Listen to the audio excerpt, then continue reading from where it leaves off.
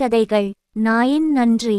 சேது என்பவர் ஒரு நாயை அன்புடன் வளர்த்து வந்தார். அது மிகவும் விசுவாசமாக வீட்டை காத்து வந்தது. ஒரு நாள் திருடன் அந்த வீட்டருகே வருவதை பார்த்து நாய் பலமாக குரைத்தது. தொடர்ந்து குரைத்ததால் திருடன் திருடாமல் சென்று விட்டான். தொடர்ந்து நாய் குரைத்ததால் தூக்கம் கலைந்த சேது எரிச்சலடைந்தான். கோபத்துடன் வெளியே வந்தவன் யாருமே அங்கு இல்லாததை பார்த்தான். தேவையில்லாமல் அது குரைத்து தூக்கத்தை கெடுத்ததாக கருதி நாயை கடிந்தான். தன் முதலாளி உண்மை புரியாமல் தன்னை கடிந்து விட்டதாக நாய் வருந்தியது.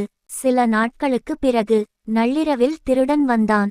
ஆனால் நாய் குரைக்கவே இல்லை. திருடன் வீட்டிற்குள் நுழைந்து விலை மதிப்புள்ள சில பொருட்களை திருடினான். அவற்றை ஒரு பொட்டலமாக கட்டி சற்று தூரம் சென்றான். நாயும் அவனை பின்தொடர்ந்தது. நாய் பின்தொடர்வது தெரியாமல் திருடிய பொருட்களையெல்லாம் ஒரு மரத்தடியில் புதைத்து வைத்து விட்டுச் சென்றான். பொழுது விடிந்ததும் தன் வீட்டில் திருடு போயிருப்பதைக் கண்டு அதிர்ச்சியடைந்தார் சேது.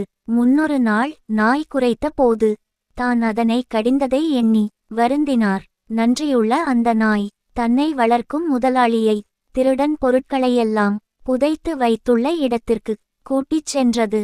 நாய் தன் கால்களால் மண்ணை தோண்டியது. பின் வாயால் அந்த மூட்டையை வெளியில் எடுத்தது. களவு போன எல்லா பொருட்களும் அந்த மூட்டையில் இருந்தன. இதை பார்த்த சேது மகிழ்ச்சியில் உறைந்தார்.